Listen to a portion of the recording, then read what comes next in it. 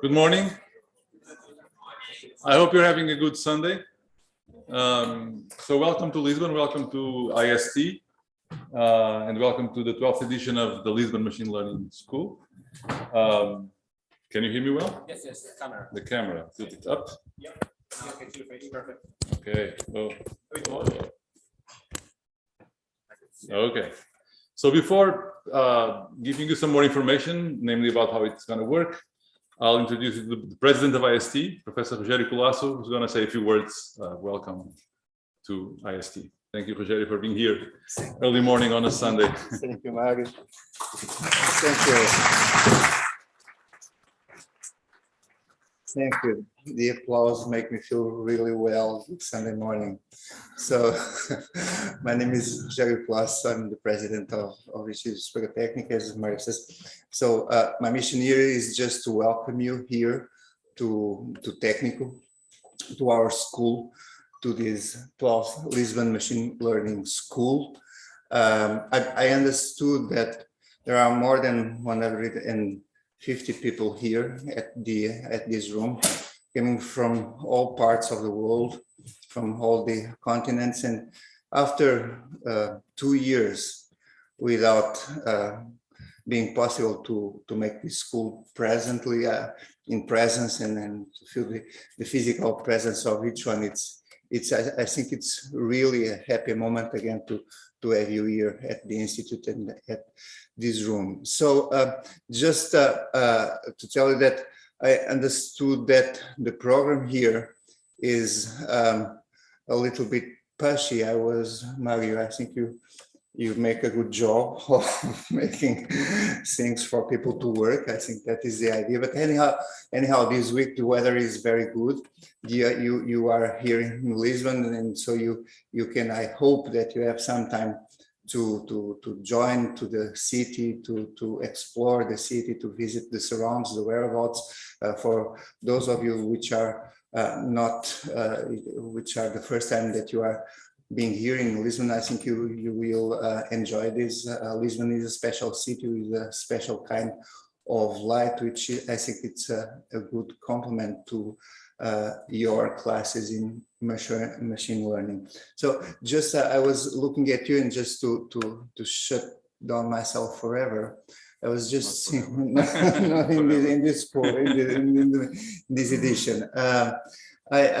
We are living in strange times, and I'm looking at you. We are here. We have here people from all the parts of the world, and I think we can take the opportunity to celebrate something which will be forever, which is the common language that we share, the language of science, which is common to every countries, every languages, and to everyone of us. And it is a language in which there are no frontiers, no barriers, and no wars. So thank you for being here, and have a nice week here with us. Thank you. Bye.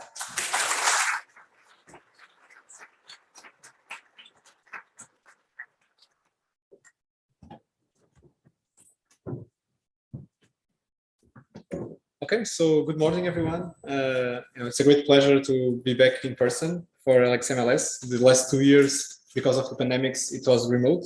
So I'm just going to share, some practical information very briefly before the first lecture starts. So first of all, how do I transition? Okay. So first of all, a big thanks to our sponsors. Without the sponsors, it would not be possible to organize this. So Google is our gold sponsor. We have DeepMind as a silver sponsor, Zendesk as a bronze sponsor, and then many supporters besides Técnico and the Technical Institute, also Inesc, ADI, Elish and Bevel, CMU Portugal, IBM and Figueiredo.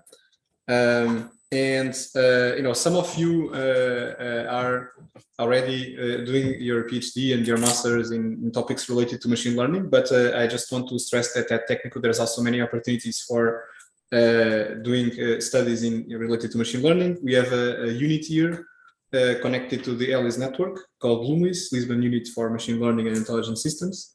So if you are interested, feel free to ask. We're going to have some flyers related to some of these things. So that we know us, we are the organizers. I am André Martins. In this table, we have Bruno Martins. Well, maybe I should go in order. Mário Figueiredo, Ramon Astudillo, Bruno Martins, Fernando Batista, Mariana Almeida, and Pedro Balage. Zita Marinho is not here, but she's also part of the organization team, and João Graça as well. There's also a steering committee that makes it possible to organize this every year. Includes Fernando Pereira, Isabel Trancoso, João Graça, Luís Charmento, and Mário Figueiredo. And a big thanks to our monitors. I think they should be seated somewhere. Maybe there are some of them are still outside, welcoming some attendants, but you should see them by the blue shirts that they are wearing. So a big thanks for them.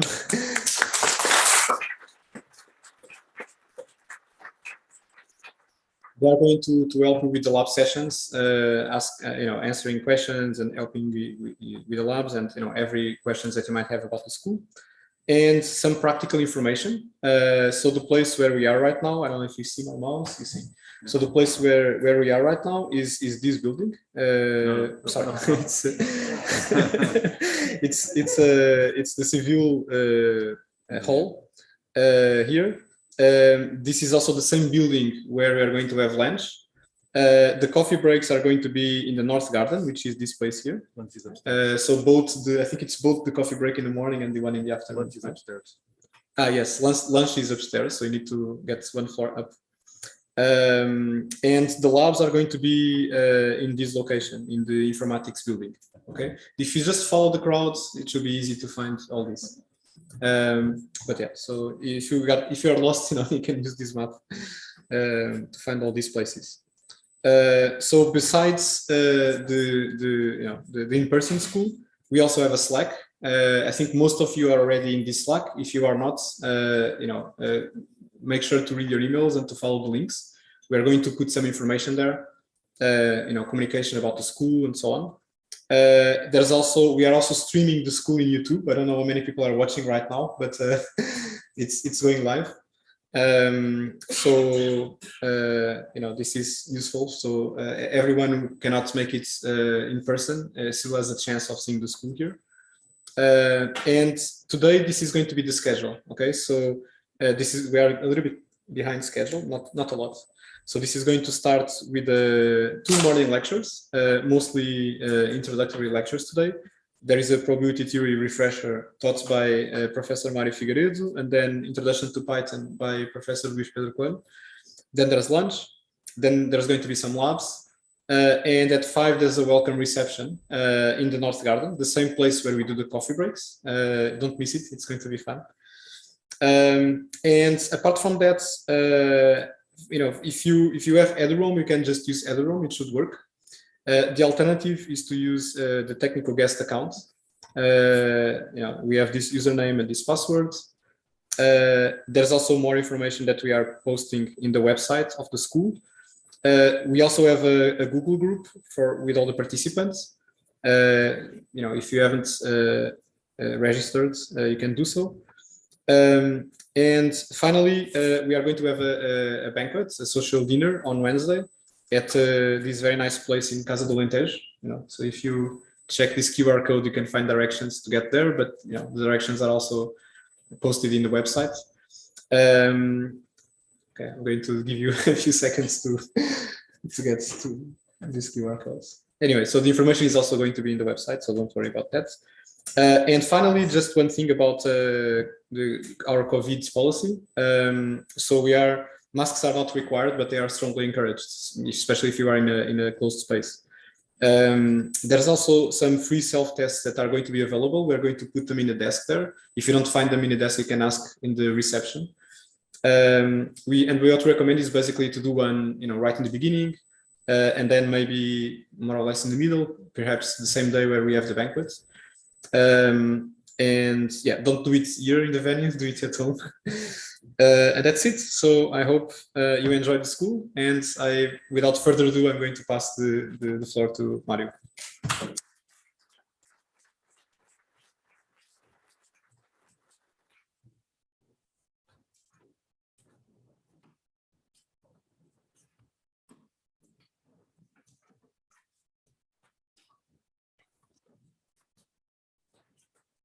Okay, good morning again. So they're all running away. They don't like this stuff. So it's a great pleasure to be here again after 2 years of interruption in terms of being present. We still had the school for 2 years, and this is we've been doing this for 12 years. Now this is 12th edition, and in 12 years a lot of things happened. So 12 years ago there was no, say, neural machine translation. There was no transformers. There were no GPTs, 1, 2, 3, whatever. So 12 years ago was a long time ago for machine learning. But mathematics hasn't changed. So these slides haven't changed much in 12 years, which is good for me because I'm in charge of doing this. So I don't have to update a lot. And this, of course, this is not, you shouldn't see this sort of introductory lecture as you're going to learn this stuff now in 1.5 hours. You're supposed to kind of know most of this, okay? So it's kind of a warm up your brains, because I'm going to go fast. I'm not going to go try to explain things in detail. It's not a course about probabilities. It would take, like, to cover this material, it would take at least, I don't know, 5 times longer. So I'm going to go fast. The idea is that you should, if you every time you see something new, you say, oh yeah, I know that. Or if you don't know, I had never heard about this. This is strange. Maybe you should go and find out what it is about. So it's not. I'm not going to cover all probability theory. I'm going to talk. Maybe get a little bit about algebra. Depends on about time, how it goes in the end. But it's mostly just to set up the stage and to, since this is a Sunday morning, to warm up your brains, or to put you asleep. Depends if you if you find it too trivial or too hard. That's danger. So for those in the middle, maybe you'll learn something, or maybe you'll refresh your memories about something that you already learned. So of course, machine learning is a very probability heavy area, especially in some areas such as generative models or statistical inference in general. So these are basic tools here. So this is a picture I like, kind of to justify the need for this talk, which is the importance of math topics in machine learning. So the person who did this estimated like 35% is linear algebra, 25% is probability theory and statistics. So this is already 60%. And then there's, of course, calculus, algorithms, and other stuff.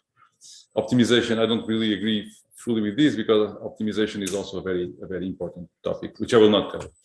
Okay, so let's start. Okay, tighten your seatbelts. Okay, what is probability theory? So probability theory is, well, you can find definitions in many places. It's kind of it's a branch of mathematics that models how data that is random in some way is generated, and probability theory deals about how this generative process of gathering observations or data or events that somehow are random in nature.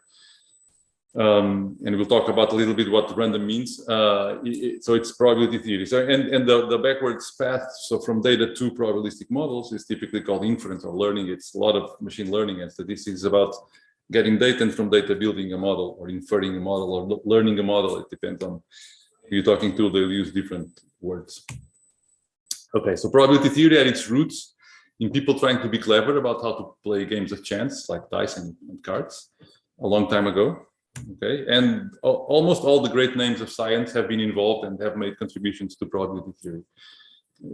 People like Bayes and Bernoulli and Boltzmann from statistical physics, and Cauchy and Fermat, you'll recognize lots of these names, Huygens, and in the 20th century, Kolmogorov, and many other people. So Laplace, Pascal, Poisson, so the earlier, so Bayes and Laplace. So this is in alphabetical order. Maybe it should be in chronological order. In that case, Bayes and Laplace would be the first two. Okay, so probability theory is the tool that is, so it's the tool that is used to handle concepts such as uncertainty or information or knowledge, observations. And so that's when you talk about information and knowledge and observation, we talk about learning, either human or machine learning. We talk about decision making under uncertainty. We talk about inference. So we talk about science in general. So machine learning. There's a famous book called Probability Theory, the Language of Science, by Edwin James, which defends this position that probability theory is the language of science, and in a sense it is. Okay, is it this usual question. So this slide has been here for like maybe 4 or 5 years now. Is it still important today when we just have these huge models and we have these toolboxes that makes us able to try stuff without really understanding what's going on? And so the question is it still important today to know about probability theory in the age of deep learning? And so I would challenge you to try to guess what book is this chapter from. Probability theory, probability and information theory. So it has a refresher by probability, random variables. So there's a full chapter about probability theory. So this is from the it is from the deep learning book. So this is the third chapter of the deep learning book, which means that people who are, some of them, like Joshua Bengio, one of the fathers of deep learning, when he writes a book about deep learning, he still thinks that there's a need to know probability theory and information theory. And I'll talk a little bit about this, about both probability theory. I didn't put it in the title, but I'll talk a little bit about information theory. Okay, so what is probability? So I guess, how many of you took a probability and statistics course as an undergrad? So maybe it's, yeah, most of you. Yeah, sure. So you've seen this before. Okay, so there's nothing new here. So what is probability? We know intuitively what probability is. So it's typically, we say stuff like the probability of randomly drawing a card of clubs is 13/52 because we have 13 cards of clubs in a total of 52. What probability of getting a 1 when you throw a die is 1/6. So there's many definitions. What we mean when we say this, okay? There's many semantics for what probability means. So the classical one, which is due to Laplace, 1814, so it's a long time ago.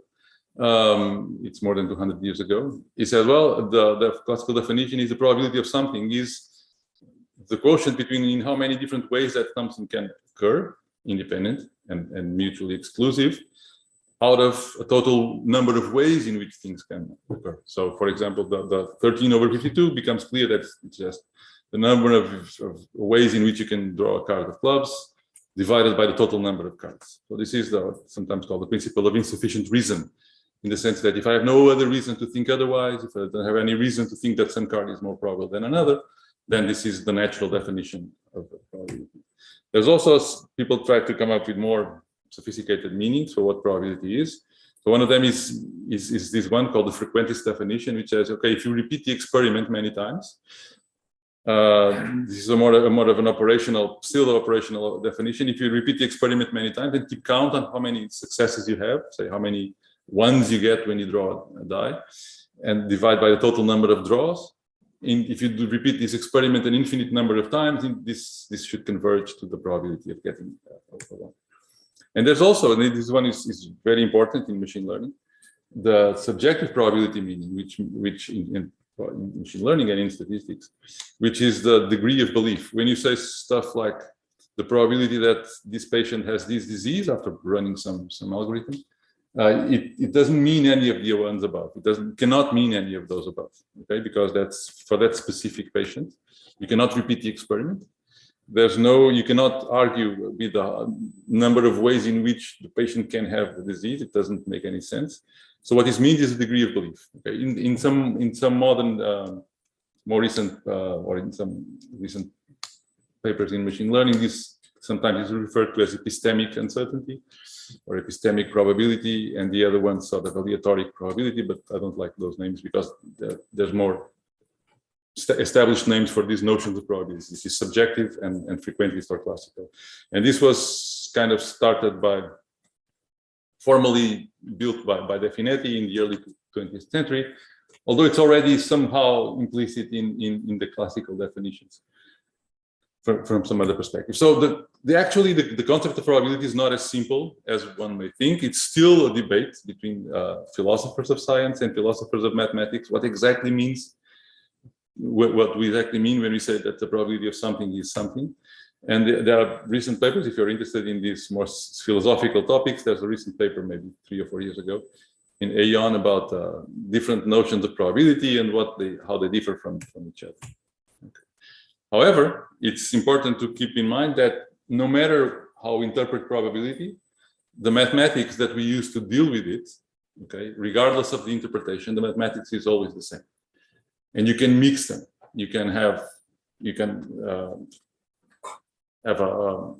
you're trying to address some probability, some inference problems, some machine learning problem, where some of the probabilities that appear in your formulation have a frequentist interpretation or a Laplace interpretation, and others have a subjective interpretation. Okay, you can mix them. It's okay because they all have the same mathematical underpinnings, which are essentially these, which work fundamentally and very, very decisively introduced by Kolmogorov in the early first half of the 20th century, which created the axiomatic formulation of probabilities. And for that, he created these notions. So the notion of sample space. So the sample space is the set of all possible outcomes of some experiment.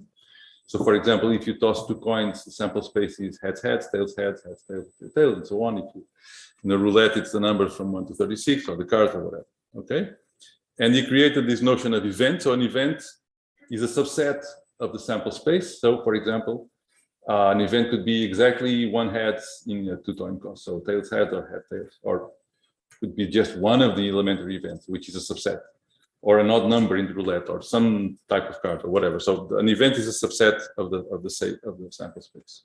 Okay. There are also more delicate definitions of what a sample space may be. So if we talk about real numbers, for example, in a random experiment could be I'll throw a die and measure how far it lands, which has nothing to do with the fact that it's a die. In that case, the random experiment, the outcome will be a real number. Ignoring the fact that I cannot measure real numbers, because I would need an infinite precision, let's ignore that. So in this case, the sample space would be, say, the reals, or where it lands in some Cartesian coordinate system. In that case, it would be R2. So to really handle these continuous cases carefully, we need more sophisticated mathematical tools, sigma algebras, Borel sets, but we'll not go into this. Okay, this is it would be out of place in this kind of introduction. Okay, so the axioms for probability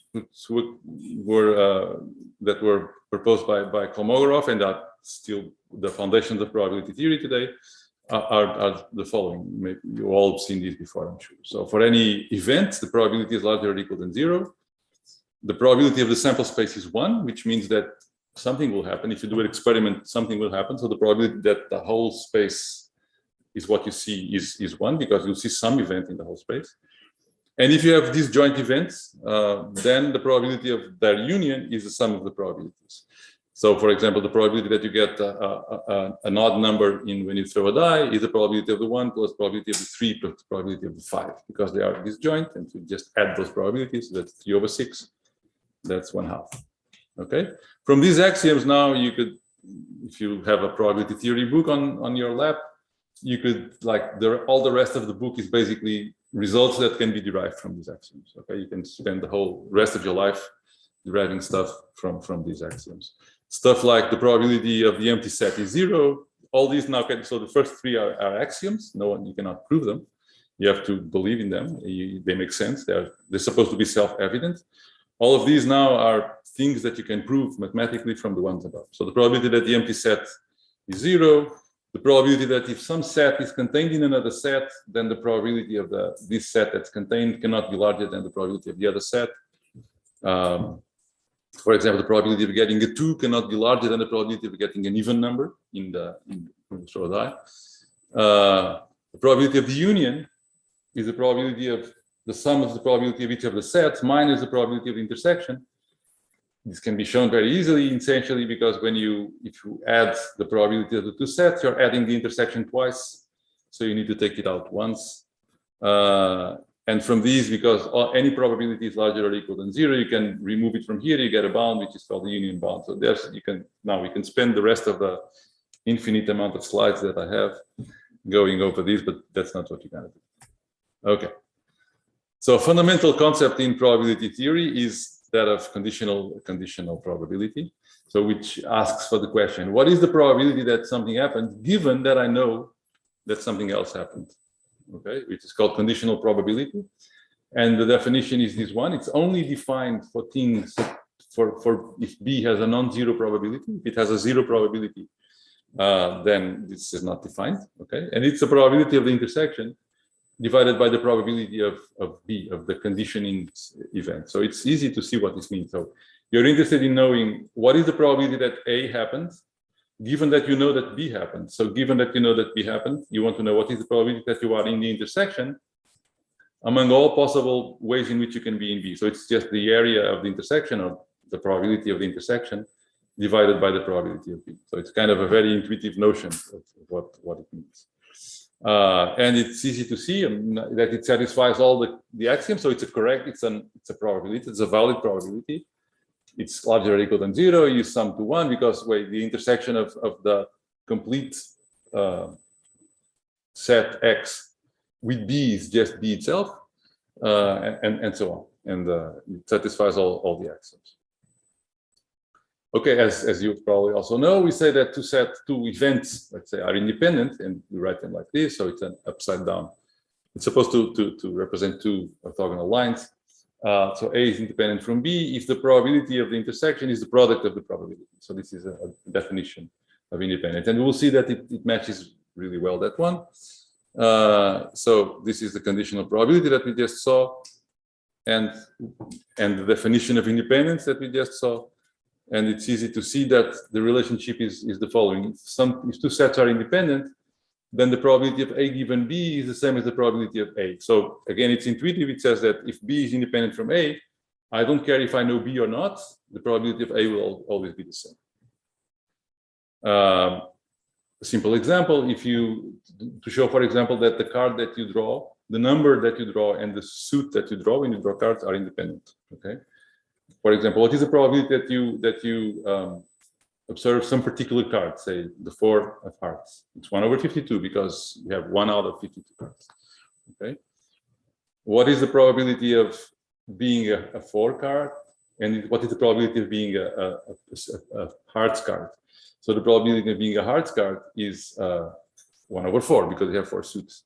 The probability of being a 4 is 1/13 because there are 4 fours out of 52. So 4/52 is 1/13. So when you multiply the two, you get the same number. So this shows that in this case, A and B are independent events. So being a 4 and being a hearts card are independent, which you know, because if I draw a card and I say this is a 4, you have absolutely no information about what suit it is. It could still be any suit, okay? And you don't change your belief in what suit it was, okay? And the probability of being an A, given that it's a hearts card, okay, there being a 4, given that it's a hearts card, is 1/13, okay? Because of all the hearts card, there are 13 of them. There's 1 4, so it's 1/13, which is P of A. And so you see that P of A and P of A given B are the same. They're both 1/13. So you see that these two definitions of independence match each other. Okay, so Bayes' theorem, which is something that is a fundamental tool in machine learning and statistics, can be written in many different ways, or introduced in many different ways. This is a classical one. Suppose you have your sample set X, which is partitioned into these subsets A1 to say A5 in this case, or whatever number you want. And this is a partition, so these sets A1 to A5 are mutually exclusive, so their intersection is empty, and the union of them all equals X. And in this case, it's easy to see that the probability of this set B can be written as the sum of the probabilities of the intersections of B with each of these A's. So it's like if you have a cake, you slice it, and the total cake is the sum of the slices, because the slices are disjoint.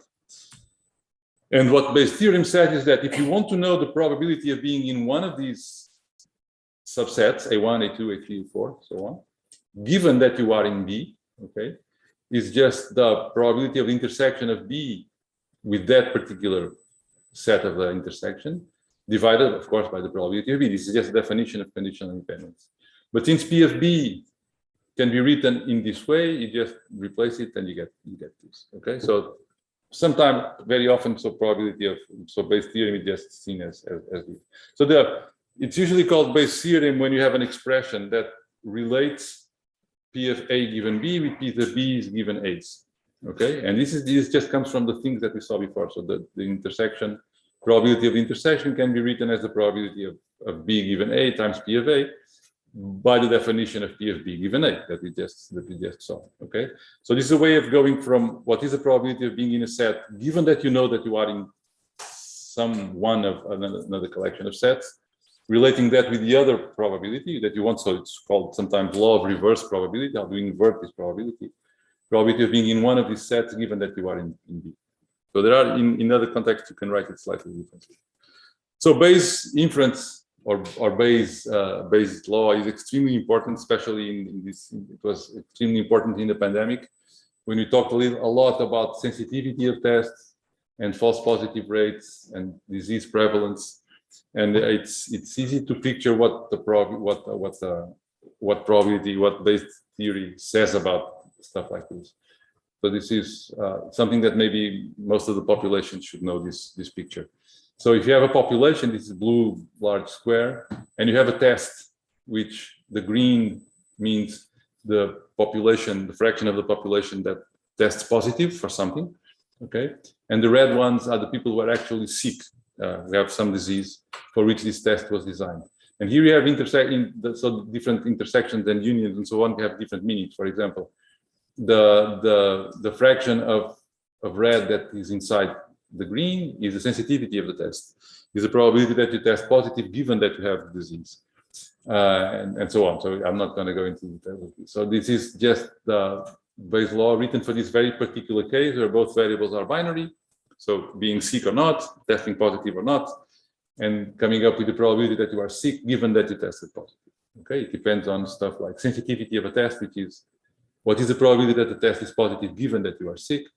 The prevalence of the disease, which means if you sample a random element of the population, what is the probability that you find a diseased person, and so on.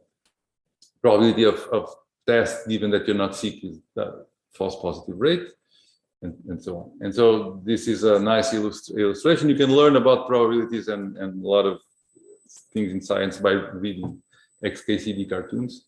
So you can read it in the slides later. I'll probably gonna skip it for now. Okay, getting a little bit more technical. So typically in statistics and machine learning, of course, we deal with probabilities, but we deal very frequently with random variables. So random variable is a construction built on top of probability theory for sets, which is what we were looking at on this side. So some random experiment, some sample space, and some possible outcome. And so a random variable is a function that maps from whatever may happen into real numbers. So real valued random variable is a function that maps from some random experiment into real numbers. Okay, gives you a real number every time you repeat some experiment. Of course, this could be just running some random number generator in a computer, which of course is not exactly real because you have finite precision, but let's ignore that. And you say that we have discrete random variables or continuous random variables depending on whether the range of this function is countable or not. Okay, if the outcome of this function, if this function only takes, say, integer values or natural numbers or 0, 1 or some countable or even rational numbers, then we say this is a discrete random variable. And if it's continuous, then we say it's a continuous random variable, say any real number or 0, 1 or R2 or something like that. Okay, so examples of discrete variables are, say, number of heads in tossing 2 coins. So the random experiment would be I'll toss 2 coins, and the function is defined as the number of heads in that outcome. So it can be 0, 1, or 2. Okay, it can be 0, 1, or 2. So the range is 0, 1, 2, and so we have a discrete random variable. Okay, but if the random variable that you define is I'll toss a coin and then I'll measure how far it landed, then we have a distance, this distance traveled. Of course, it's a real number in principle. It's a positive real number because you cannot travel negative distances. And in this case, you have a continuous random variable. And how do we characterize them? This, as long as you know, and the idea, the reason why this was built this way by the people who built the foundations of random variables is that we start with the idea that we can know how to measure probabilities on the sample space, on where the random event happens. And so if you have a function, okay, you can use knowledge of how to compute probabilities on this side to define how to compute probabilities on this side. Okay, so the probability, so it's called probability mass function for discrete random variables. okay, is just the probability mass function for some value x, is just the probability of all the outcomes of the experiment that land the function value exactly on top of x.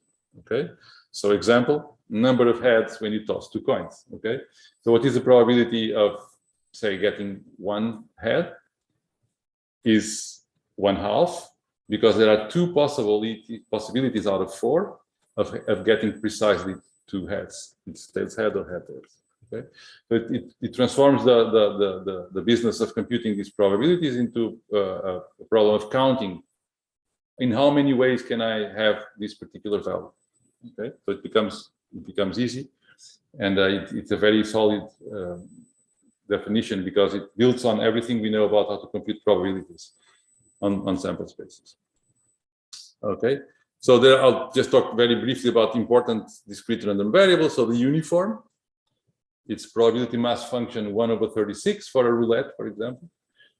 If you know nothing about the roulette, then the probability of any of the 36 numbers is 1/36, and so on. So maybe I don't need to go into detail. So Bernoulli random variable, this is very, very, very used in machine learning for binary variables, say for labels for a binary classification problem. It's a probability mass function. It's p if x equals 1, or 1 minus p if x equals 0. So the probability of being 1 is p. And we typically write it in a compact form. So to avoid this cumbersome writing, it's common to write it in this way: p raised to x, 1 minus p raised to 1 minus x. Because if x is 1, then 1 minus x is 0. So anything raised to 0 is 1. This just disappears. And you get just p raised to 1, which is p, and vice versa when x is 0. So this is a very common way of writing probability mass functions for binary variables. You can also do it for multinomial. Okay, so this is just an example. A coin toss would be a Bernoulli random variable with probability of heads being p. This is not working, so I have to move it. So a binomial random variable. Okay, it's also very important random variable. I have this bad habit of using the word important a lot of times, because every time I see, oh yeah, this is very important. So, but sorry. It's a binomial random variable. You can see it as the sum of n Bernoulli variables. So if you toss a coin n times, the binomial variable tells you what is the probability of getting x heads out of n tosses. Okay, it goes like this. So it's p raised to the number of heads, 1 minus p raised to the number of tails, multiplied by this coefficient, which is called the binomial coefficient, which counts in how many ways you can get x things out of n, of a larger box of n. So this tells you, if you toss a coin 10 times and you want to know what the probability is of getting, say, 3 heads, you need to count in how many ways you can get 3 heads out of 10. It could be the first, the second, and the third, or it can be the first, the second, and the fourth, first, the second, and the fifth, it can be the first, or the second, the fifth, and the eighth. You need to count all of these. You need to count all these possibilities, and this count is given by this coefficient called the binomial coefficient, which also appears in the famous Newton binomial formula for computing powers of sums. And so this is a plot of the way it looks. If in this example for p equals 0.5, so for example here, the red line, the red dots, it's for p equals 0.5 and n equals 40. So it has this maximum. So if you toss a coin 40 times and the coin is fair because p is 1/2, then the most likely outcome that you get is you get around very close to 20 heads and 20 tails, and so on. Okay, and finally, probably, let me see. Okay, no, I'll talk very briefly about the geometric. Is the number of coin tosses until you get the first head. So this is also an important variable because it models the number of times you need to repeat an experiment until it is successful for the first time. Okay, so it's like 1 minus p, it's the probability of failing, raised to the number of times you had to try, except for the last one, because in the last one it succeeded. So there's p. You succeeded once, you failed x minus 1 times, and there's some formulas. And there's the Poisson distribution, which it's one of the most important distributions for discrete variables. In this case, for natural numbers and 0. And it counts many different types of things. So it's anything that has this kind of thing, like if you have events occurring in some time or space interval, and these occurrences have a fixed average rate. So raindrops, arrival of people in the queue, arrival of cars, arrival of packets in a computer network, whatever, something like that, that has a fixed rate. And you ask, what is the probability of getting some number of occurrences in a given interval? So if you are looking at rain is falling down, and you want to know what is the probability that in the next minute I'll get 10 drops of water, of rain in this little square of size, say 1 square centimeter, it's a Poisson distribution. You don't need to know anything else. Okay, it's for sure a Poisson distribution as long as the rate is constant and the events are independent. The raindrops are independent from each other. That's all that matters. So it's a very fundamental distribution. It has this shape that you can see there. And so this is a discrete variable. So this is what I was saying. Okay, for random variables that are continuous, so that are defined on the real line, we have a different notion. It's not probability mass function. It's called the probability density function. I'm sure you all knew about this. It's a function that integrates to 1 when you integrate from minus to plus infinity, and such that when you need to compute what is the probability that the variable falls inside some interval, you need to integrate over that interval this function. So this is the not the definition, but it's almost the definition of a probability density function. Notice that if you have a continuous random variable, the probability that it takes some specific value is 0, because when you integrate from one point to itself, you have a 0 width interval, and so the probability area is 0 if you have a perfectly continuous random variable. And of course, the classical examples of continuous random variables include the uniform, which is, well, as the name implies, it's a uniform distribution inside some interval, say from A to B. I won't plot it. And of course, the ubiquitous Gaussian, which I'm sure you know and love, which has this beautiful bell-shaped plot. So for different parameters mu and different parameters sigma 2. So you all know that mu means the mean and sigma 2 means the variance, although we don't need to know it right now. It's just a pair of parameters. And the mu controls the position of the curve. It shifts the curve left and right. And sigma controls the width of the curve. So the larger sigma 2, the wider the plot. And finally, the exponential distribution, which looks like this. It's an exponential function normalized such that when you integrate from 0 to infinity, you get 1. And what kind of things follow exponential distribution? We'll talk about Gaussian a little more. What kind of things follow exponential distribution? Say, for example, getting back to the example of rain, just for a second. So the example for the Poisson was the number, say, the number of raindrops per second on a given area, or the number of calls per hour in a call center, or the number of tweets per day by Donald Trump at the time. But let's not talk about him. So for the same phenomenon, say rain, the distribution of intervals between consecutive drops follows a Poisson distribution, follows a exponential distribution. Okay, anything that has a constant rate and of independent events, the time between consecutive events follows up an exponential distribution. So, for example, if say subway trains arrive randomly, which they don't, hopefully, and if you arrive at a station and you don't know when the last train arrived, you would expect an exponential distribution for the waiting time that you need to wait until you get the next train. Okay, of course, trains are not independent, so this doesn't apply. But it would apply for stuff like that. Okay, expectation. So again, I'm sure you all saw this before. So when you have a random variable and you have a function, the random variable x that takes real values, and you have the probability mass function or the probability density function, depending on whether it's continuous or discrete, to compute its expectation, or it's a definition actually. It's like this. It's the sum over all the possible values times their probability. Or for continuous, rather than the sum, you need to integrate. Okay. So for the Bernoulli, for example, it's easy because we know the probability of 0 is 1 minus p. The probability of 1 is p, so it just gives you p. So the expected value of Bernoulli that takes values 0 and 1 is a number between 0 and 1. It's exactly equal to the probability of being equal to 1. For the binomial, for example, which is how many you toss a coin n times, how many heads you get, when p is the probability of heads, expected value is n times p, which makes sense. If you toss a coin 100 times and the probability of heads is 0.6, you expect to get 60 heads. 100 times 0.6. For the Gaussian, the expected value is mu. It's that parameter mu that appears inside the exponential, x minus mu squared. And the most important property of expectation is that it's linear. Okay, if you have two random variables, x and y, and you have some linear combinations of these variables, alpha times x plus beta times y, the expectation of this sum is this same linear combination of the expectations of each of them. And it is no conditions. They don't have to be independent. It's always like this.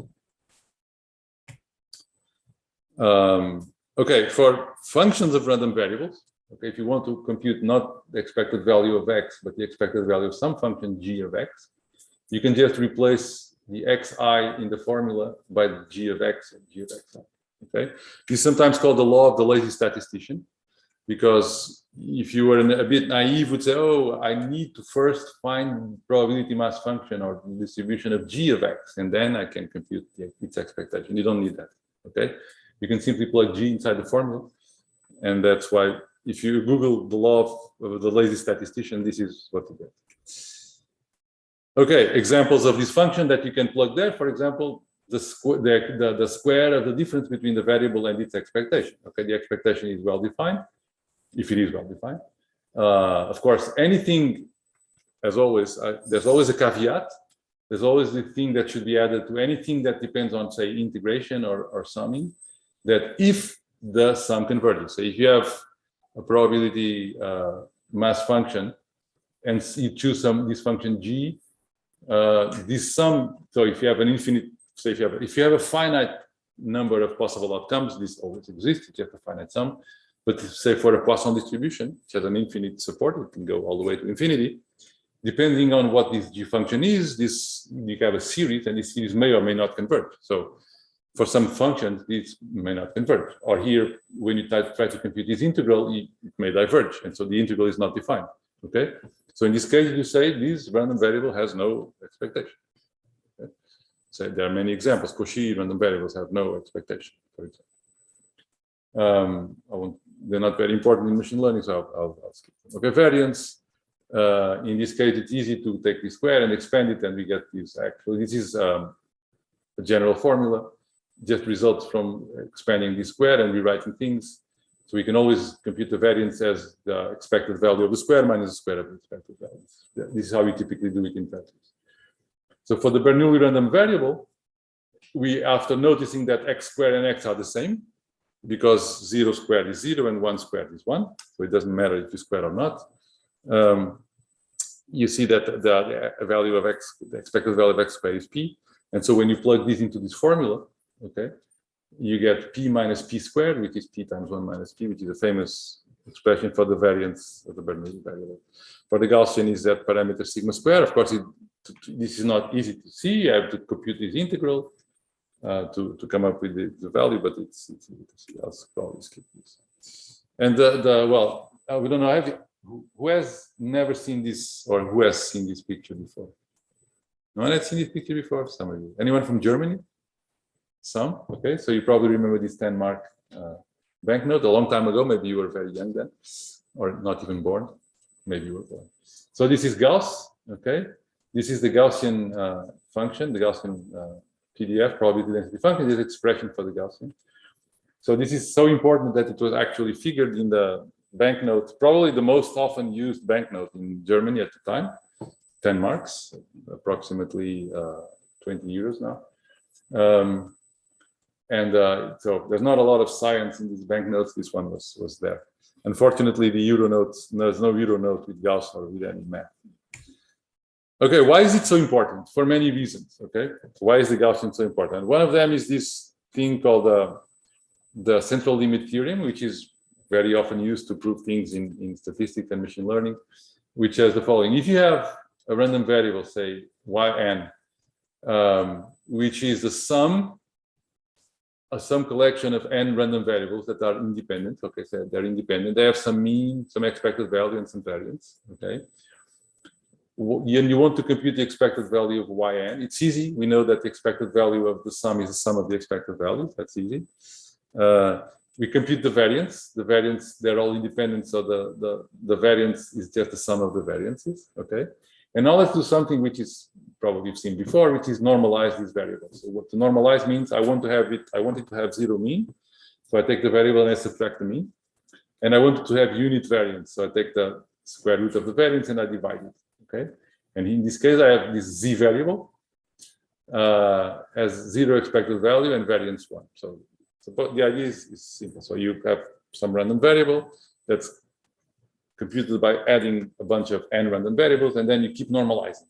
Okay, you keep guaranteeing that the result has zero expected value and unit value. What happens is that if these, without any other condition almost, okay, these will always become approximately Gaussian as you have more and more variables added together. So anything that's kind of results from combining different effects in an additive way will always end up being approximately Gaussian. Okay, that's why every time we observe a complex phenomenon which has many components, many things contributing to its behavior, a Gaussian random variable is typically not far from being a good explanation for that, a good model for that variable.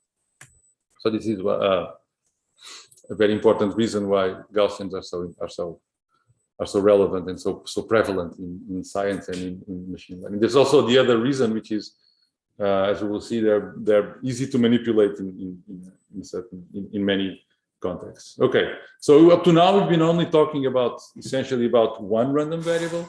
What happens when, of course, we don't want to deal with one random variable, we want to deal with many random variables together, typically vectors of random variables.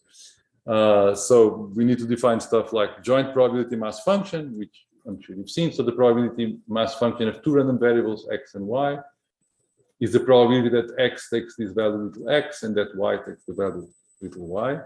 Of course, it extends trivially to more than two. You just have to put more, say x, y, z, whatever. And the joint PDF for two random variables is the density, is the function defined over R2, okay? Such that when you want to compute the probability that the pair belongs to some set of R2, then what you need to do is integrate, okay? And as soon as you have the concept of two random variables, you have to come up with the concept of marginalization, which is, if I know the joint probability mass function or the joint probability density function, how do I get the density function or the mass function for only one of them? Okay, and this, again, I'm sure that you've seen this before. It's called marginalization. And in this discrete case, you get the probability mass function of y by adding across all possible values of x. And for continuous variables, you get the marginal density of y by integrating with respect to all possible values of x. Okay, in the continuous and discrete case. So this is called marginalization. Now we can come back to the notion of independence. So in the first part, I was talking about independence between events. It's different, okay? Independence between events is independent between I get a four of hearts and being independence between being a four and being a hearts card. In this case, I'm talking about independence between two random variables. So this has to apply to all possible outcomes of the variable, okay? And the notion of independence is similar. This is technically more delicate. I'm not going to explain how this is built exactly, but this is something I'm sure you all know, which is I say that the pair of random variables are independent from each other if and only if the joint probability density or mass function of this expression, I don't need to worry about this being continuous or discrete. The form of the expression is the same regardless of these being probability mass functions, which represent actual probabilities, or probability density functions, which are not actual probabilities, but things that you need to integrate to compute probabilities. Doesn't matter. Independence is always defined as if this joint function equals the product of the marginals, then I say they're independent.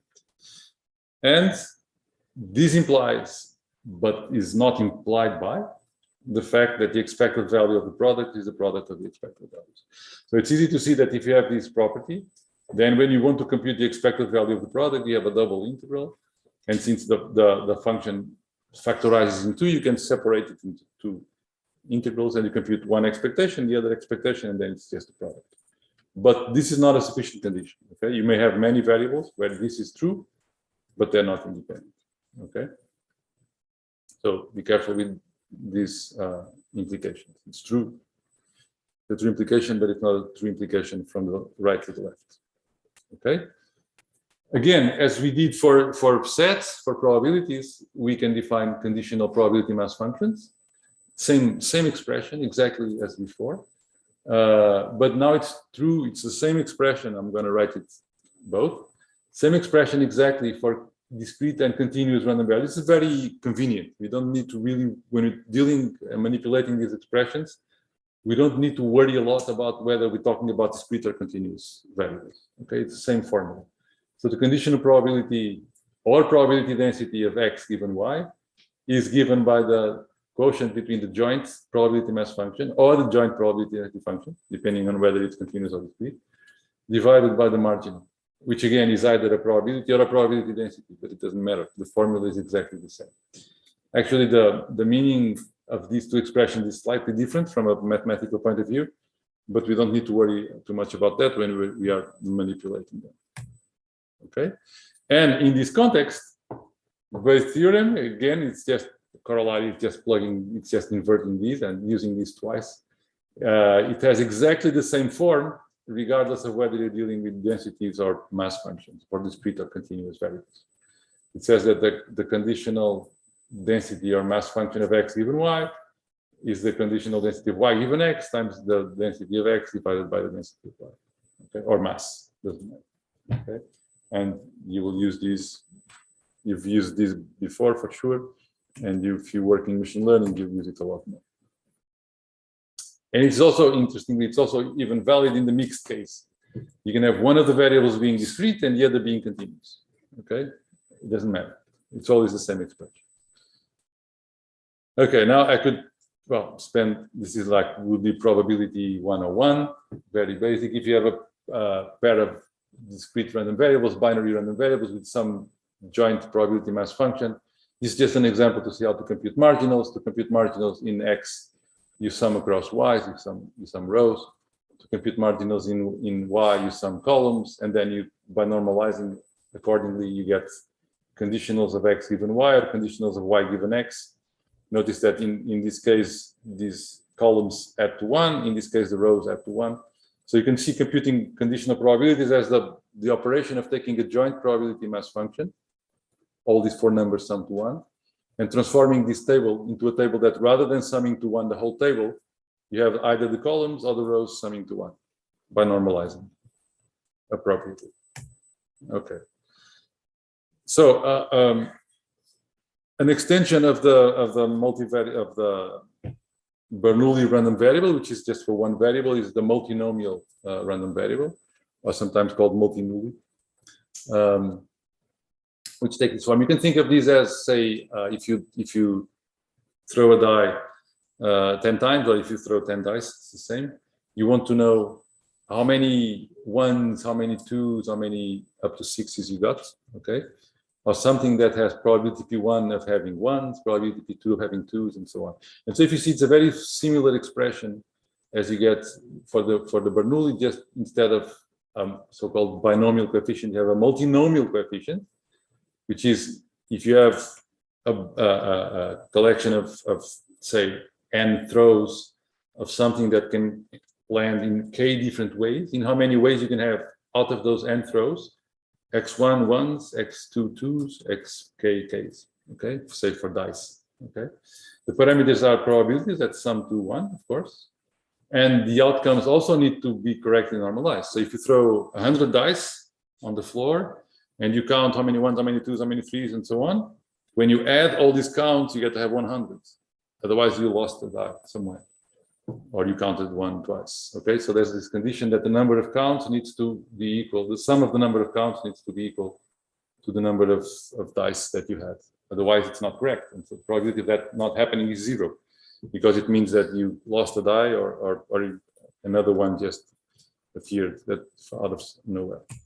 Okay, so it generalizes the binomial distribution from binary to k classes. It's the thing that we use to model classification problems in a probabilistic language when you have not 2 classes but k classes.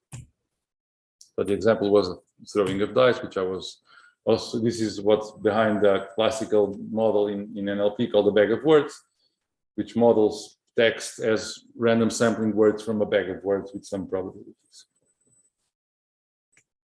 Okay, the Gaussian, which I've talked about, it generalizes to more than, of course, two variables in this way. Okay, if you have a vector of variables of dimension n, this is the expression. I'm not going to go to the details. Either you've seen these or you haven't. It's not now that you're going to understand carefully what it is. The important thing is that it looks like this famous sort of bell-shaped curve.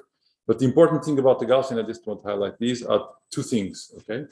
That its marginals are also Gaussian. So if you have a pair of random variables that follow a Gaussian distribution, if you compute the marginals, if you integrate with respect to one of them to get the density for the other, it's still a Gaussian, okay? So this is important because when you manipulate in Gaussians, everything stays Gaussian, and it's just a question of computing the parameters of those others.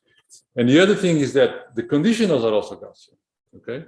If you have two Gaussians, Gaussian pair of random variables that follow a Gaussian density, if you want to compute the conditional density of one given the other, it's still a Gaussian, okay? So the joint is a Gaussian, the marginals are Gaussian, the conditionals are Gaussian. So if you're dealing with Gaussian, you stay inside the Gaussian world. And so you know that all you need is to compute those conditional, those expected values and those covariance, okay? So this picture kind of, but you can look at the pictures later carefully. So this is the key feature of Gaussians that make them easy to manipulate when you have particular problems. So transformations is something that is very important, especially when you're dealing with generative models in machine learning, say with the generative, with the normalizing flows or with the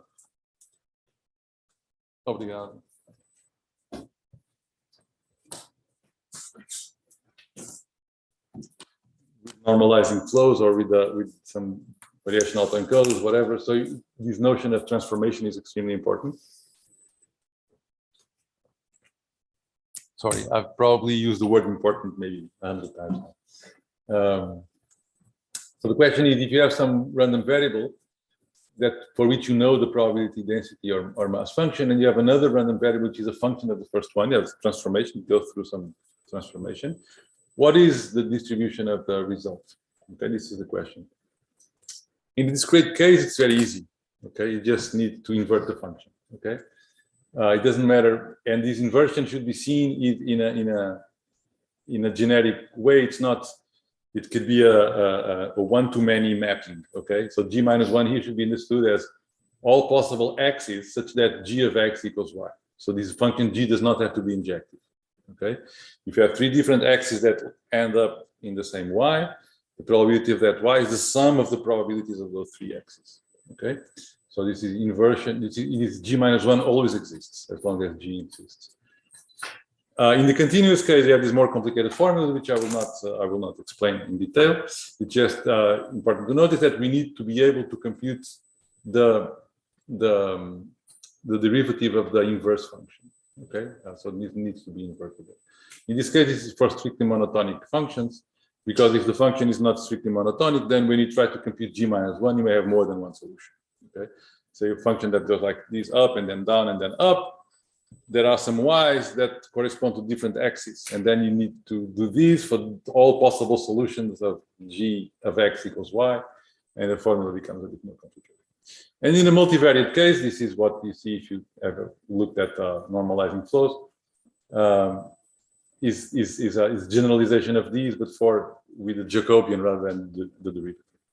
So just you know that this is something that you should know if you're dealing with generative models in machine learning.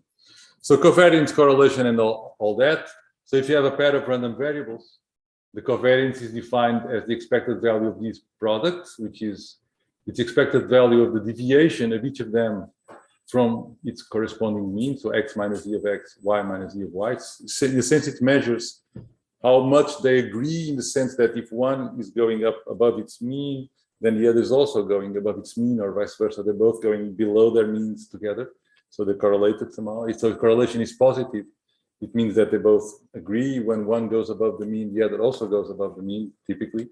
And it can be rewritten in this way just by computing this product. So it's the expected value of the product minus the product of the expected values. Of course, the variance is the covariance of the variable with itself, because if we replace y by x, you get this x minus g of x squared.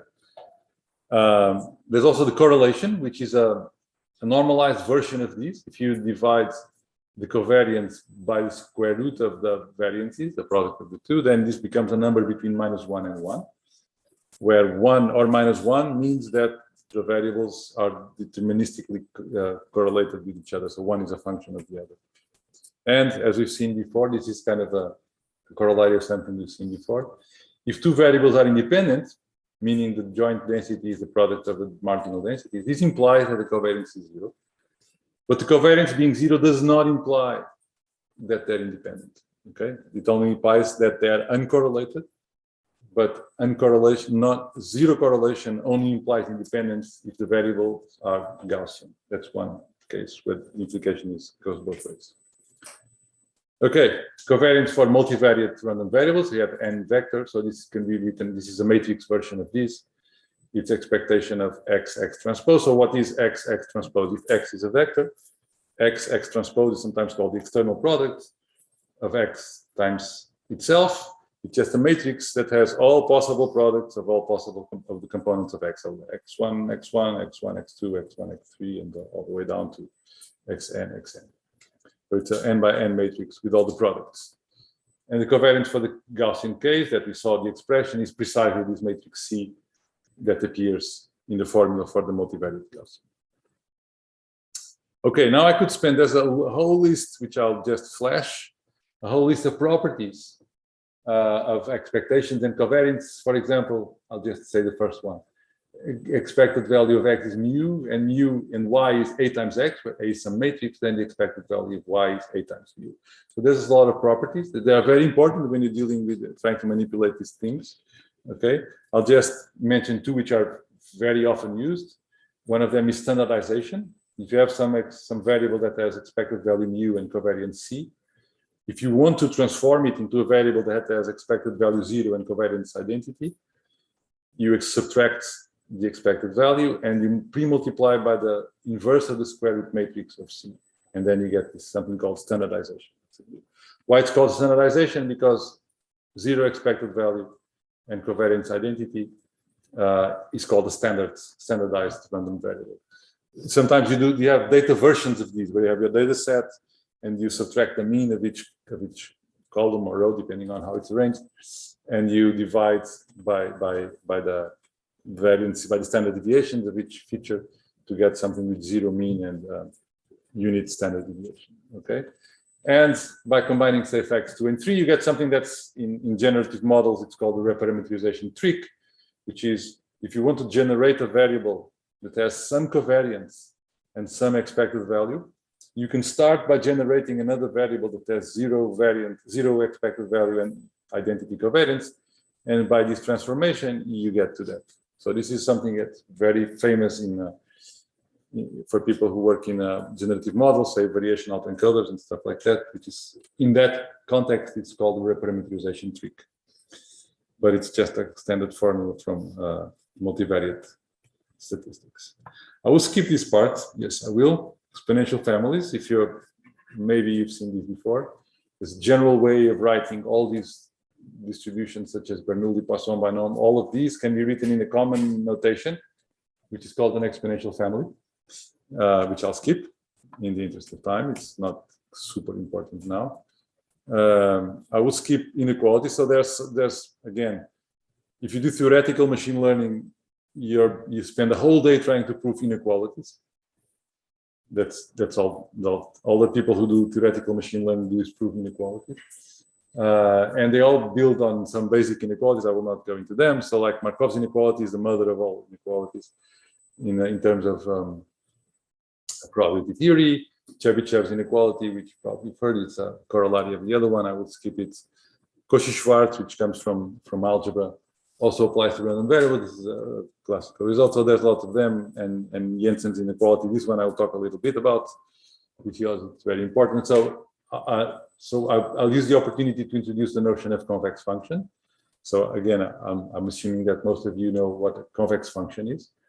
So we have a real function that is convex if this is true. Okay, if every time let me give you the graphic view, if you take a point, 2 points on the graph of the function, wherever they are, and if you join them by a straight line, this straight line stays above the function. Okay, if this happens, we say that the function is convex. For example, this is an example of a non-convex function, because there's a case where the straight line crosses the graph of the function.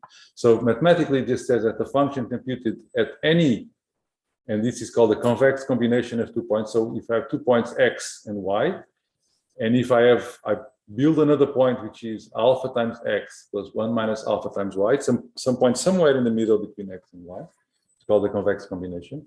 It means that the function computed at a convex combination of 2 points is always less or equal than the same convex combination of the function values at those points. Okay, graphically, this is what this means. Okay, if this is true, then we know that there's this inequality that can be proved. It's not very difficult to prove. It's also not very easy. So it says that if g is some real convex function, then the function of the expected values is always less or equal than the expected value of the function. Okay, it's called Jensen's inequality. And again, it's at the core of a lot of theoretical machine learning. Okay, examples. For example, the square function, the parabola, is a convex function. It's clearly convex, right? And so immediately we can conclude that the square of the expected value is less or equal than the expected value of the square, just out of convexity, which immediately implies that the variance, which is the expected value of the square minus the square of the expected value, is larger or equal than 0, something that we already knew because it's obviously true. Or the log, for example, the log is a convex function. It's a concave function, so the inequality is actually, this is reversed. So I'm computing the expected value of the function is less or equal than the function of the expected value. So, and many others. So why did I talk about the Jensen's inequality? Because I want to talk a little bit about information theory, entropy, and all that, because it also plays a key role in a lot of machine learning. So maybe you've seen this before. Who knows information theory, entropy, discrete variables? Let's say a little over, maybe half. Okay. So if you have a discrete variable, it's not a course about information theory, just some basic ideas. So if you have a random variable that's discrete, takes values in some possible set of k different values, say k classes for some variable. So the entropy, this word was chosen by Shannon in the 40s by suggestion of von Neumann, because it's similar to a concept that had been used in statistical physics before with a slightly different meaning. It goes like this, so it's the sum across all possible values of minus the probability times the log of the probability. Okay, and it, in a sense, it measures how uncertain I am about the outcomes of these variables. Okay, because of the following properties. Okay, it's easy to show that it's larger or equal than 0 always. It's very easy because these are probabilities. So these f of x are numbers between 0 and 1. So the logs are negative numbers, non-positive. Okay, the probabilities are larger or equal than 0, and so this quantity is is negative or non-positive. So when you multiply by minus 1 here, you get a non-negative quantity. Okay, so it's larger or equal than 0. It's also easy to see, and by continuity. So I didn't say what happens when one of these f's is 0. So it's not defined. So when the probability is 0, the log of 0 is minus infinity. So we cannot handle that, but we can handle that if we define that 0 times log of 0 is 0. Okay. If you compute the limit, say of a log a, as a goes to 0, you get 0. Okay. And so because of that, in all of information theory, because it always deals with stuff like probability times log of probability, it is assumed as a convention, let's say, that 0 log 0 is 0. Okay, and because of that, to have 0 entropy, you need to have one of those probabilities being equal to 1, and so the others always have to be 0. Okay, if you have one probability that's 1, the others have to be 0 because they have to sum to 1. And this is the case where you have no uncertainty. Okay, if you know that one of the probabilities is 1 and the others are all 0, you know exactly what's going to happen every time you do the experiment, because if you have an experiment for which you know that the probability of one of the outcomes is 1 and all the others have probability 0, then you already know what's going to happen, so there's no uncertainty. Okay? So this is positivity. So at the other end, this is a bit more difficult to show. I'm not going to tell you how it's shown, that the entropy can be no larger than the log of the number of possibilities. Okay? And for it to be equal to this number, which is the maximum it can take, you need to have all the probabilities equal to 1 over k, so uniform distribution. So uniform distribution is the maximum uncertainty you can have. So if you know nothing about what's going to happen, you assign same probability to all the possibilities. Okay? And because of these two things, they have 0 probability when you have no uncertainty whatsoever, because you know what's going to happen. And you have maximum entropy when you have total uncertainty about what's going to happen, uniform distribution. This is interpreted, and this is why it's used for most of the times, as a measure of uncertainty. So you have 0 uncertainty when you have 0 entropy, maximum uncertainty when you have maximum entropy. Okay, so it is a measure. That's what I'm going to write next. It's a measure of uncertainty, or how random X is.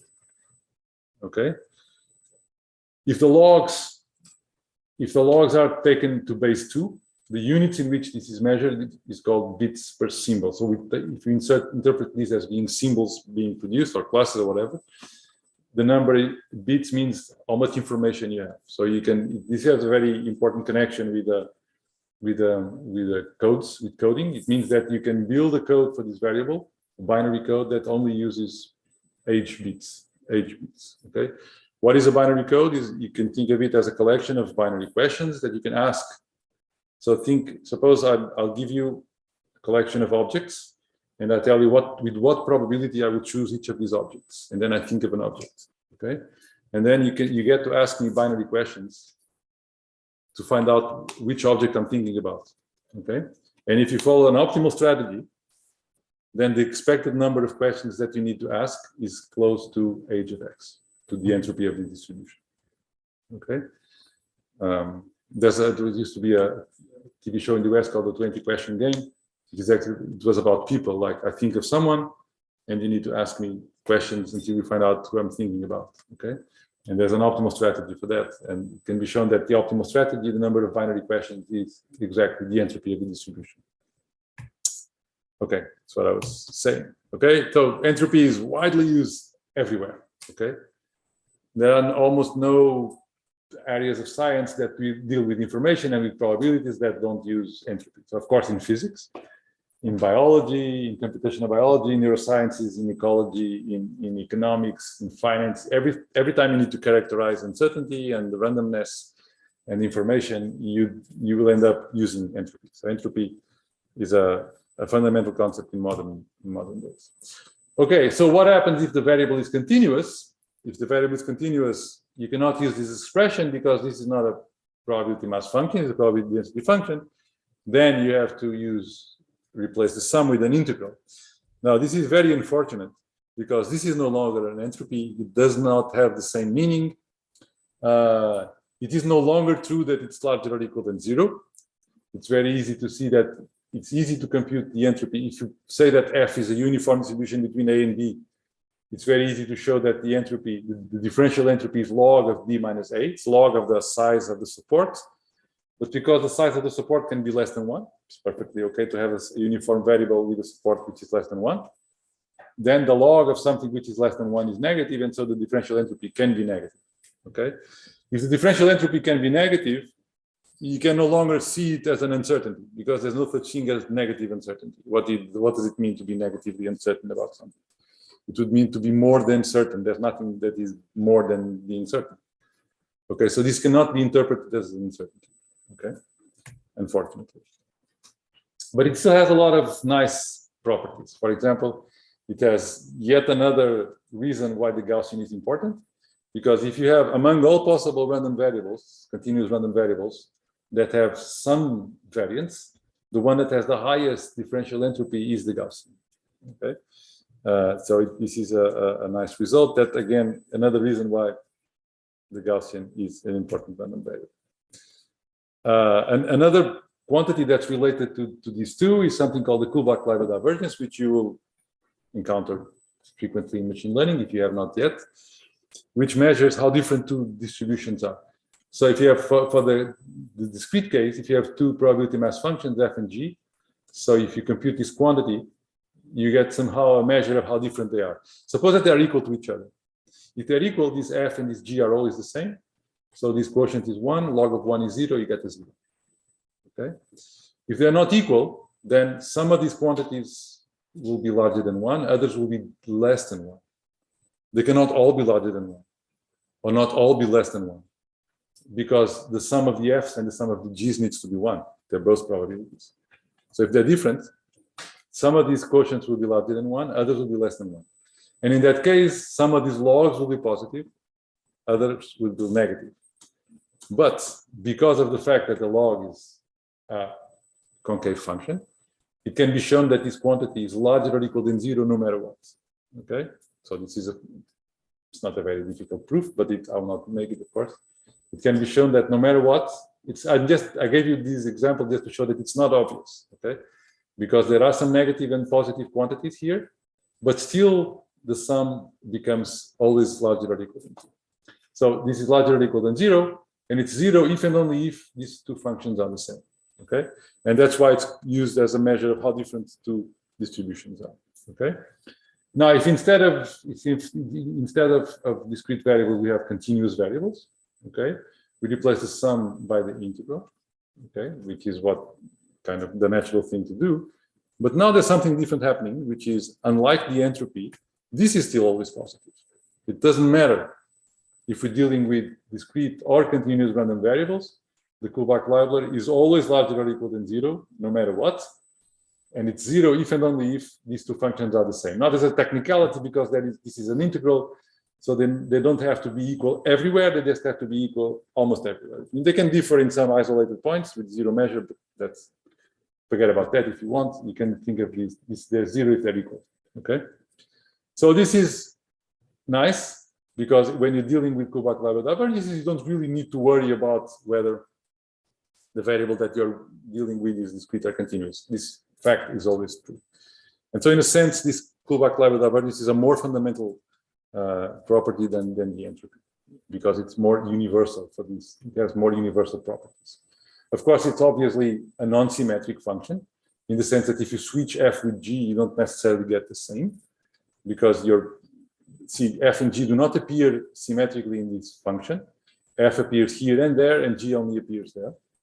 Okay, and if g is 0 somewhere where f is not, then this is plus infinity, because there is some point here where this is plus infinity, but that's okay. It's if the two variables don't have the same support, one of them has 0 density or probability in somewhere where the other one does not. This is plus infinity, but that's okay, because plus infinity is larger than 0. It just explodes. That's okay, no problem. Okay. Well, mutual information is a quantity that's derived from this one. Okay, remember, so the distribution, the Kullback-Leibler divergence between two distributions is a measure of how different two distributions are. If I compute these between the joint probability function, it doesn't matter whether it's mass or density, it doesn't matter whether it's discrete or continuous, so I'll skip that mentioning that. If you compute the Kullback-Leibler divergence between the joint distribution and the product of the marginals, remember, if the variables are independent, the joint distribution is the product of the marginals. So if they're independent, these and these are the same. And so the divergence is 0. Okay? If they're not independent, this is not equal to these. And the amount of dependence depends on how different these are. If the joint is very different from the product of the marginals, it means that they're very dependent. If the joint is not too far from the product of the marginals, it means that they're not independent, but they're almost independent. So this is called the mutual information. It's a measure of how dependent two variables are. And it's easy to show. It's just a corollary of the previous result, that this is always larger or equal than 0, simply because this is a Kullback-Leibler divergence. And it's 0 if and only if the variables are independent, because that's when this is equal to this. Okay? So this is why this is a measure of how dependent two variables are. And it's a general measure of dependency. You don't need to, doesn't need to assume anything that's linearly dependent or whatever. That's a measure of dependent. If you know the joint distribution and you can compute the margins and you can compute these, then you have a measure of dependence between two random variables. So from a information theoretic point of view, what it means is the number of bits for discrete variables, not for continuous. Number of bits of information that one variable has about the other. Okay. It has a bound, so the mutual information cannot be larger than the minimum of the entropies of each variable. Why? What is age? What's age and age of x and age of y? It's the number of bits of information that each of the variables has. Okay, so a variable cannot have more bits of information about another variable than about itself. And so the maximum value that the mutual information can take is the minimum of the two amounts of information that each of the variables has. And if you have a deterministic function, if one of the variables is the deterministic function of the other, then the mutual information between x and y is age of y, okay, age of this one, which is less or equal than age of x. Why? Well, if this function is injective, then this is the same, this is all the same. But if this function is not injective, then y may have less information. So suppose that x is, say, -2, -1, 0, 1, or 2. And x and y is x squared, okay? So x squared can only be 0, 1, or 4. If I tell you that y is 4, you don't know if x was 2 or -2, so you lost some information, okay? So a function of a random variable can only have less information than the original random variable. It cannot have more, okay? So this sometimes goes by different names, written in different ways, called the information processing inequality, which says, no matter what you do with your data, no matter how you process it, you cannot increase its amount of information. Nothing. You can only lose. Okay? You cannot increase the amount of information on some variable by processing. What you can do when you do processing some data is try to get rid of information that's not relevant for your task, but you're never adding more information to the data. That's impossible. Okay, recommended reading about these parts. Probability and statistics. So this is what I recommend this book to everyone. This book should be on all the desks of everybody who uses statistics on a regular basis and probabilities, called All of Statistics. As the name implies, it's a very ambitious book, a concise course in statistical inference. Actually, some time ago, it was used as a main textbook for a machine learning course at Carnegie Mellon. Not anymore. Kevin Murphy's book, Machine Learning, a Probabilistic Perspective. Chapter 2 covers a lot of what we've seen. Now there's a new edition of Kevin Murphy's. I should have updated the slides. There's a new edition of Kevin Murphy's book. So it just came out last year, or actually this year. So this is an excellent book. And now the new edition, 2022 or 2021, I'm not sure, has 2 volumes. The first volume is out, the second volume is not out yet.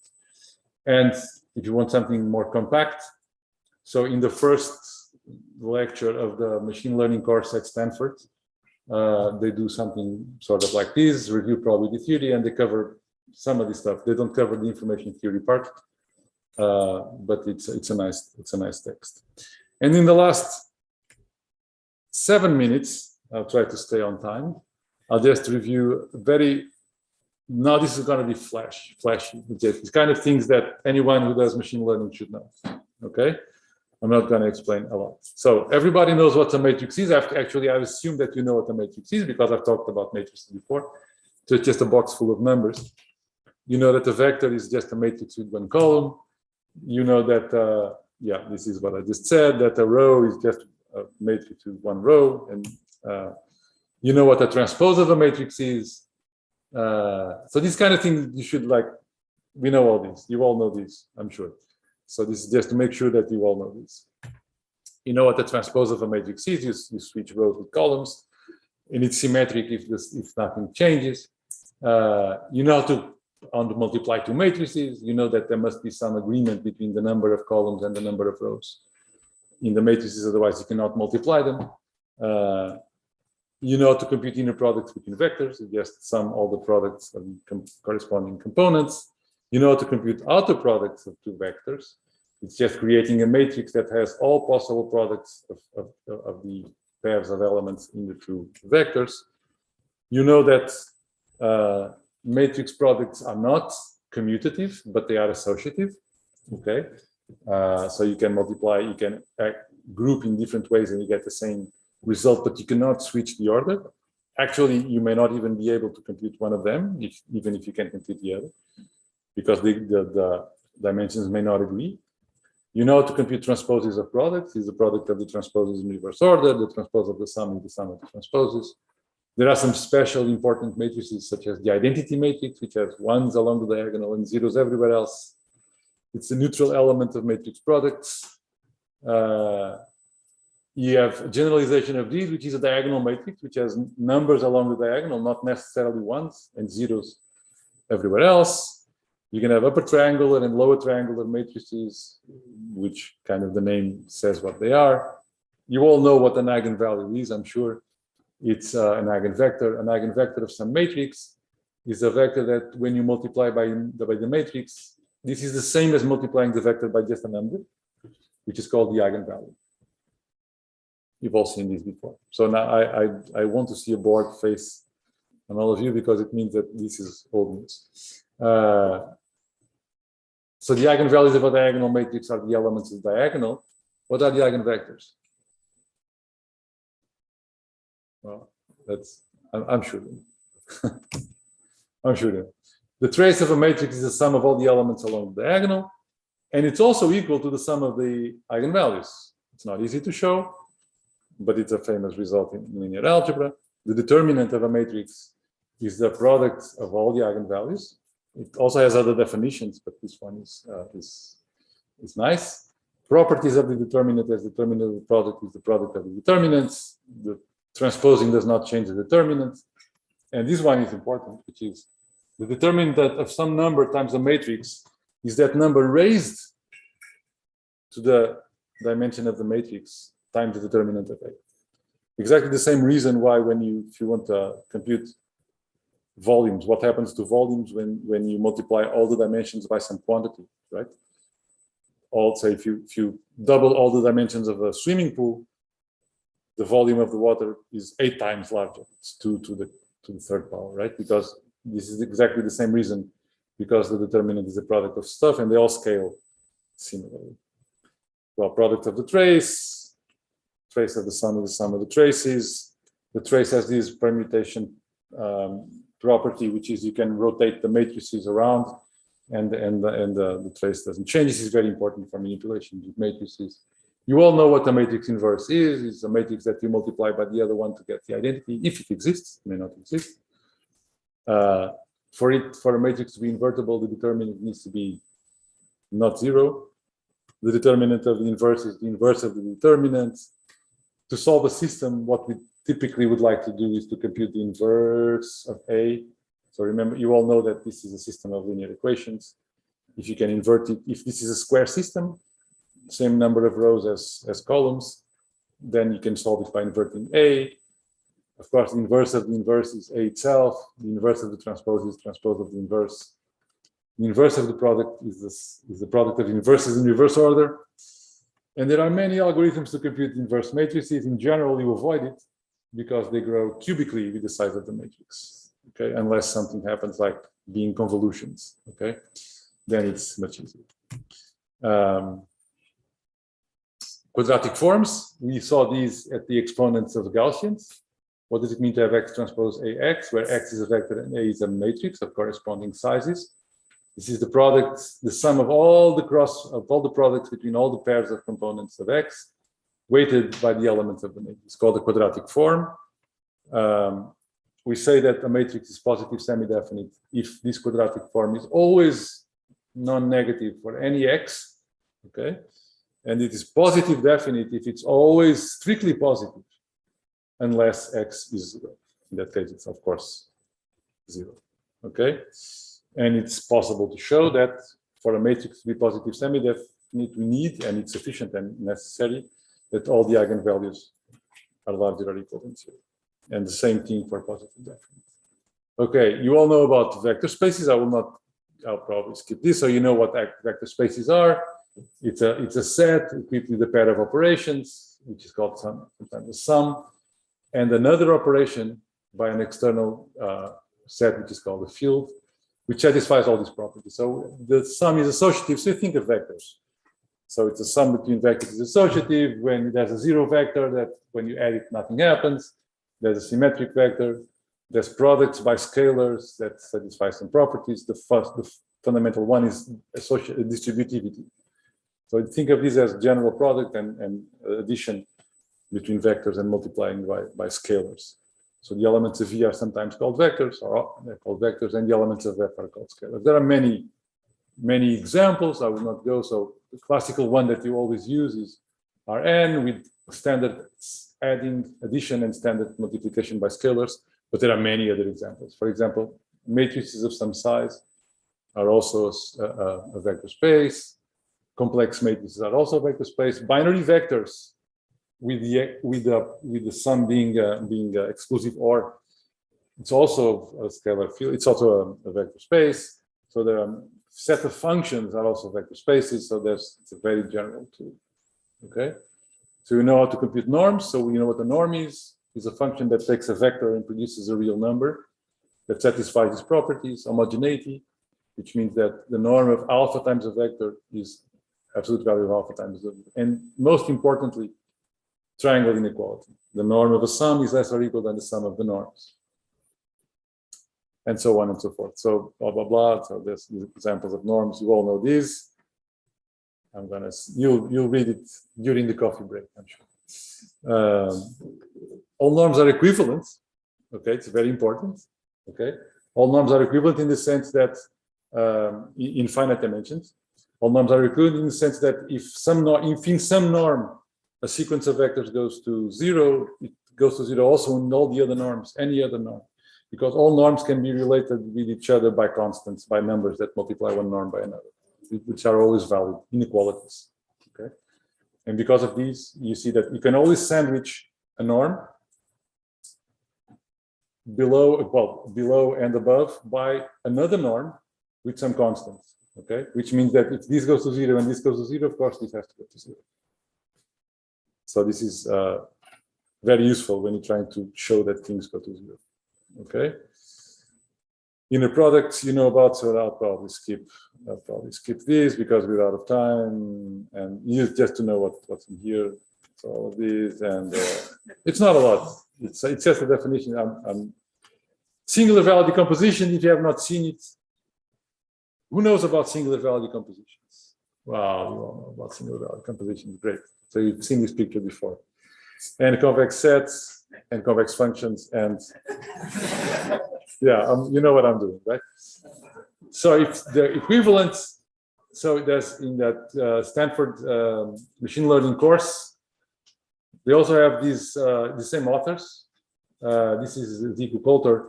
So linear algebra in review, which covers all this stuff in this very fast-paced way, just to refresh people's memories about this. It's available here. Of course, there's many other things. So enjoy Lisbon and LXMLS. Sorry for this injection of math early in the morning on a Sunday, but that's the idea, was to wake you up and enjoy the rest of the week. And I'm glad to have you here. Bye-bye.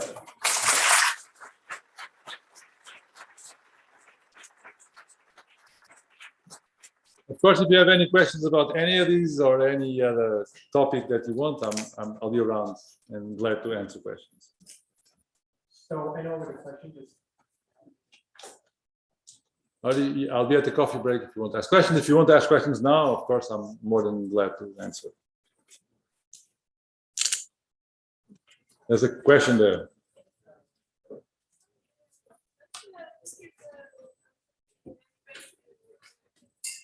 Yes, yes. Yeah, I can repeat the question. The question was, yeah, go ahead. Yeah. The discrete entropy is any way connected to definition of entropy? Yes, it is. So if you take a continuous variable and you discretize it, okay, and you take the limit as the discretization goes to zero, okay. So when you discretize it, you can compute the discrete entropy of the discretized variable, okay. So now you compute the entropy of this discrete variable, and if you take in the limit where the discretization step is small, the entropy of the discrete variable is log of the discretization step, delta. As delta goes to 0, this goes to infinity, or the delta goes to infinity, goes to infinity. So the entropy is going to infinity. But then there's an additive term, which is the differential entropy. Okay. So, well, I don't have a way of writing. So the differential for a continuous random variable, the differential entropy gives you the difference, how much less entropy you have when you discretize with respect to the case where this variable was uniform. If it was uniform and you discretize, the entropy is just the log of the number of discretization steps. But if the variable is not uniform, there's a difference, and the difference is the differential entropy.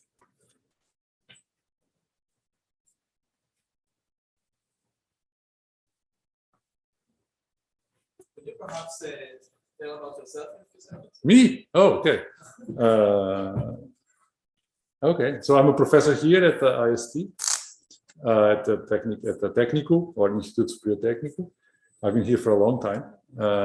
I got my PhD here, and I've been a professor. And what I teach on a regular basis, so I teach at the master level the course on information theory, information encoding theory, the kind of basic stuff. I've taught telecommunications for a long time, and I teach a machine learning course at the PhD level, so it's called statistical learning. So that's what I teach. In terms of work, I do research in different areas: image processing, optimization, machine learning, computer vision in the past, not so much these days, some medical imaging, and now I'm very interested in the topic of the last day of the course, which is causal inference. That's what I'm focusing on right now, but just starting. That's it. You can Google me, you'll find me. Thank you.